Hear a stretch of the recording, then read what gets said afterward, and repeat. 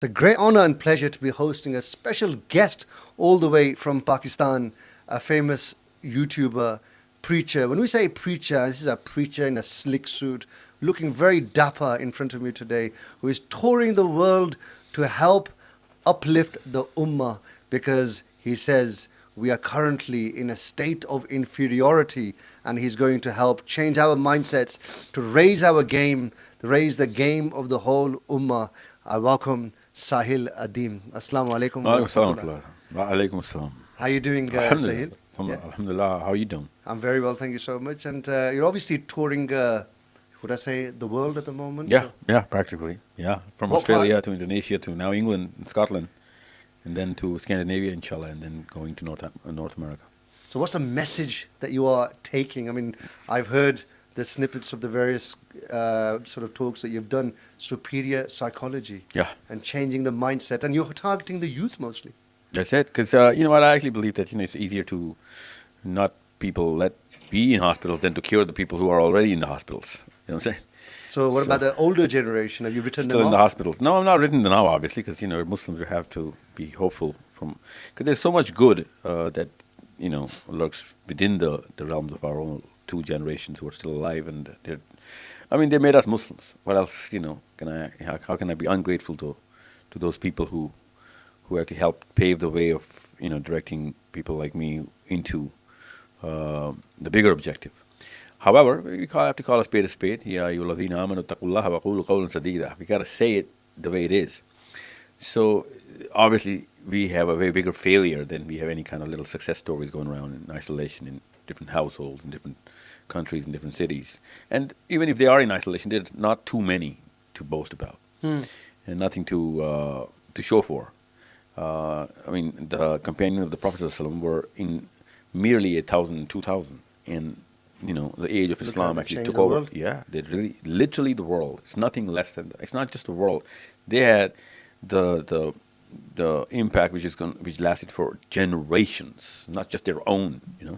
So we can't even inspire our own people, let alone think about inspiring the rest of the planet, based on our lack of performance. And being spiritual is just not going to cut it anymore. And that's what I believe. And at best, we are. So just picking up on that point, so you're saying just being spiritual is not cutting it out anymore. Even if you were spiritually Yeah. correct, given the fact that we're assuming that we're spiritually correct as individuals. Yeah. Because at best, we are a bunch of individuals. This is not a single ummah. We are not trained into a community. We're trained into a household. So you're trained into looking after your wife, mother, father, your kids at best. And we can't even, do that properly because you can see, fractures inside domestic household, siblings fighting with each other over property rights, and I don't know what's going on. Husbands and wives can't even, last in Muslim households for more than a generation. So one thing we acknowledge that as a Muslim ummah, we're in a very pitiful state No, well, this, economically. the statement itself is redundant. We're not a Muslim ummah, so we can't use the word as Muslim ummah. We never, structured ourselves as ummah. I'm not talking about just the nationalism and those post World War II lines drawn on the map by Mr. Churchill from the city. I'm talking about a way bigger problem. Even if we were in a single caliphate, Yeah. we still wouldn't have been an ummah with the way we psychologically train our kids. We train our kids to be protectors and guardians of their own familyhoods, nothing else. So we're not giving them the bigger picture. Not at all. The word globe is not even used in the Muslim household, let alone humanity and 7 or 8 billion people to take care of. No. Let's hypothetically speak who we are collectively a Muslim ummah, even though you quite clearly disagree with that. Why are we in such a pitiful state where economically, politically, militarily, spiritually, you've identified that there is an identity crisis there already. We can't even call ourselves an ummah. But can't. why are we in this state then? Where does the finger of blame? Can we point that finger of blame? Well, as much as I've actually pondered over, and I've written this about this, and I've been doing public speaking and contemplating about my next session, because every time I go into a session, I have to redo my thesis because of the fact that I cannot just be repeating the same thing, or I get a lot of feedback about, or the echoes coming from the audience. What did they not understand? Or maybe it was too difficult, or maybe it was too high level. So I had to redo a lot of my thesis. And for that, I have a lot of people. I have an IMS program going on, which has hundreds and thousands of people who just keep on pumping feedback into the system, which improves the content. In other words, I had to rewrite this book more than 100 times, Really? like maybe even more than 500 times. And every time I actually split the whole content into different structures so that I can actually, do something for the teenagers, something for the mothers to make sure that our toddlers go into the right track, and something for the adults who are actually in the game Yeah. of career and everything. So I'm not just casually saying it for the sake of just saying statements. I'm telling you, there's a lot of the whole corpus of my work actually goes as deep as understanding the actual root cause of why the whole ummah is split into 2 billion different individuals. And it's not 2 billion different individuals, obviously. It is a split of millions of households. That's what Muslim stature So we're is. really fragmented. Fragmented into households.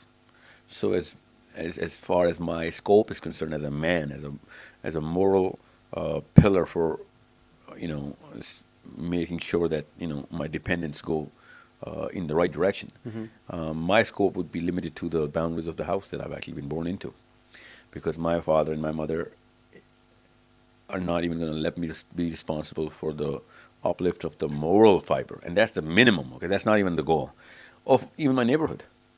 Even as little as my neighborhood is not going to get affected by me. One thing I realized, and again, growing up as a Muslim in this country over the years, is we are leading more and more insular lives.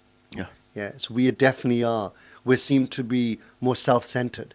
We seem to be just No, thinking. but- Even living in the West, the mantra is me, me, me. Think about yourself as the number one. I don't think that's actually. I mean, I want to disagree because of the fact that most Westerners, as far as 600 years ago, the European community was fragmented into households.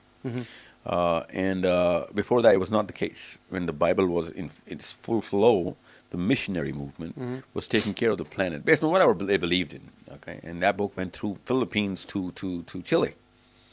Okay, but 600 years, for the last 600 years, I mean, as far as 18 some 90s, where the Dutch actually came up with this capitalistic philosophy, and the Victorian rule went through the world, it actually put a lot more deterrence inside our Muslim philosophy as well. So the whole globe right now, well, let's just talk about the West since you're talking about the West. The West is not a group of individuals. It too is a group of households. Every white man or every Westerner is also looking out for his family. He's not as self-centered as we make him out to be. He is going to die for his wife or kids. Okay, he's not as self-centered as our minds are portraying. Nor am I, nor are you.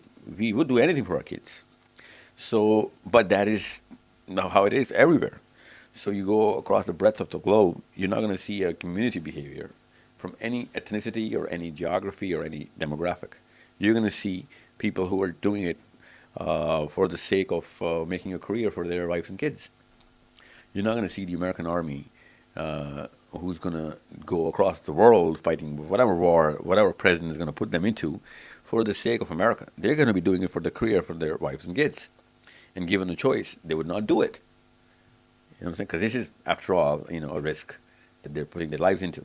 So just like that, you and me in England or wherever we are, the first priority is my wife and my kids. And a Muslim justification right now is that they have the first right over me, don't they? But yeah, they do have the first right over you, but not in the case of when there's another life at stake.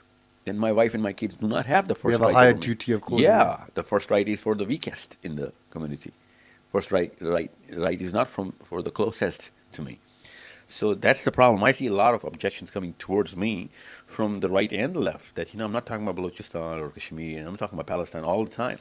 And I'm thinking, how are they wrapping their heads around the concept of weighing the magnitude of Palestine versus I think most people are just sitting there helplessly saying, me, what can I do? I'm looking to the governments, I'm looking to the leaders. Why are they not doing anything? Yeah. So what are your thoughts on that? Well, in my country, my chief of army staff, my prime minister, or my president, or my bureaucracy, or my religious clergy is suffering from the same psychological virus that I was, brewed into. And that's the same thing. This guy is also going to look after just his family. So even on a higher level, Yes, the same guy is they're running around. operating that same software in their brain. And Yeah, yeah. And by the end of the day, when any leader is going to put himself to sleep every night, he's justifying whatever he's doing where the deeper tenets are coming from the household, the definition, the definitive structure of his wife and kids, and his closest, and that's a problem.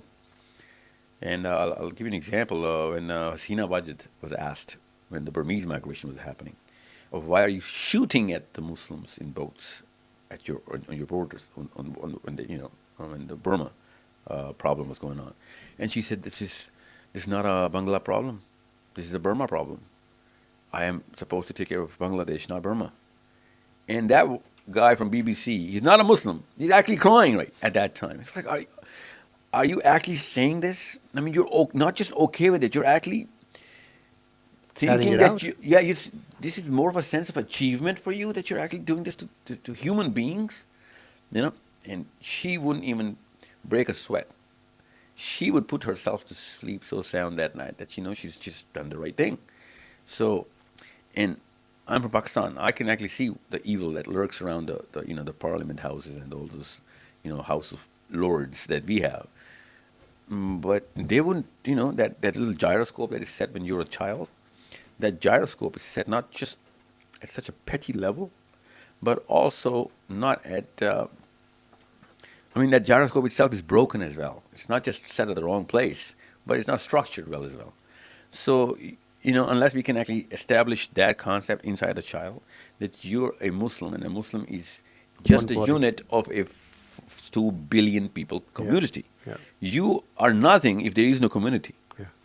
That is the only and the simplest way to define identity to a child. So he's going to look at his school, he's going to start to think that you guys mean everything to me because you are the wall, I'm the brick. And I'm made for you guys. Mm-hmm. Otherwise, I'm just a brick, I'm not even a weapon. I'm good for nothing if there is no wall. So all of a sudden, the whole disposition changes. But we don't do that. We actually, our mommies and our daddies actually make sure that we do not think on those lines. It's not that it's a casual throwaway of words or maybe, just skipped it. No. We're designing our kids so that he would make sure that he's the hero of the movie if he isolates himself from the community and is only protecting the walls of his own house. And that's the definition of identity. And in all the books he's going to read, all the Quran, all the Seerah he's going to read, he's not going to find that. All of a sudden there's going to be dissonance. And he won't be able to place himself and his ideal self, obviously, into the book of Seerah. Hence he's never going to go into Seerah because he's going to feel like a failure. And nobody, by design, wants to feel like a failure in a movie or a book, and he's going to watch that movie again. That's not how we're designed. So we are stripping that sense of achievement from a Muslim within the actual literature of Islam. He is an actual failure in the original literature of his own divine belief. So that's why you can see Muslims not going into the Quran, because they find themselves as villains subconsciously. And as soon as they find that, they just, alienate themselves from the Quran. We see over the last many decades, if not centuries, we have been separating this function of our social life, our career, political life, and religion. We've compartmentalized religion, whereas religion was meant to be the epicenter of our life, which dictates all the decisions that we make. The epicenter and the outer boundary as well. That's right, the epicenter which affects and impacts and everything the outer we do. boundary. It's at the rim as well. So it's both at the same time. They have to be at the same time. But look at politics now. Whether it's in the UK, how the Christianity has been completely separated into the political realm. In Pakistan, Islam is separated from the political realm because the religious scholars do not have value, nor do the religious laws in the function of the state. It's not just the word politics itself, politics, can or cannot be divorced from Islam in both the scenarios. But it is. I know it is. It is. It's not as deep. This is still epidermal. Yeah. Go deeper and you're going to find the word career somewhere. As soon as you're going to find the word career, and if it's not within the realm of Islam, this boy is never going to do anything for Islam now. Yeah. See how the deeper belief system, the box of belief, you need to know where the box of belief is. And before that, you please do not get married. and if you're married, do not have babies. So let's just say that you know where the box is. Now you need to know the technique of how to put the right words, which he's going to learn anyway, inevitably. And the most important word right now, because of capitalism, is career. Okay, now if you can put the word career inside the folds of Islam and then put it there carefully, make sure it's penetrated deep inside his mind, and let him prosper into the career. And the whole world is going to come together to help him prosper into the career. His cousins, his friends, his schoolmates, his professors, everyone's going to try and make a career out of this boy. And if that career is rhyming with the word Islam, he's going to make Islam a career. Yeah. But as soon as if we don't do that, he's going to go into a career and he'll naturally have to divorce Islam. And it is going to become a spiritual hobby at best. Hence, we can see ritualistic worship. There you go. There you go. So the current definition of Islam that we give to our kids, you cannot have both at the same time. Yes. Okay. So if it is all of Sida, you cannot do anything in the world, which is the problem every mommy and daddy is having for raising the kids. But if Islam is the career, he will naturally have to make money. وَأَعِدُّ لَهُمْ مَا اسْتَطَعْتُم مِّن قُوَّةٍ. He will naturally have to have a political career. Prophet ﷺ said every Nabi, every Rasul, every Nabi, there is no except Musa al-Islam and Isa, there are no Rasuls in Bani Israel. So every Nabi in Bani Israel was a politician. One, if he ever died or was killed, the next one was appointed and he used to run for office. Yeah. Okay? He has to hold the rule of law in his own hand. So it was a career. Hence, you can see a political acumen in the Jewish community. Even if you go to the example of the Sayyidina Rasulullah sallallahu alaihi wasallam, was like a president of the Ummah at the time. Yeah, and so was every companion. They were always involved in the bigger decisions. Masjid al-Nabi was a community center. It was not... He was like the Houses of Parliament at the time. There you go. Not just that, but raising kids into decision-making was a norm and a culture of Masjid al-Nabi. Every child was involved into the bigger discussions of whatever, the Muslim decision-making is done for, globally. So, the current definition of Islam, in which we have to do just 5 things, Kalma, Namaz, Roza, Zakat, Hajj, we can do even if we have to do nothing else on a moral level, and we can still do that because Kalma is just for me. I can do it in my heart. Namaz has absolutely no effect on any human being if I'm praying. Roza is a very personal ibadah. Zakat, I have 2.5% of whatever I have to give somebody. It doesn't really matter whether it gets there or not, even if it gets there. As long as I discharge that burden. I'm done, yeah. And Hajj, if I can, I'm doing it just as a tourist.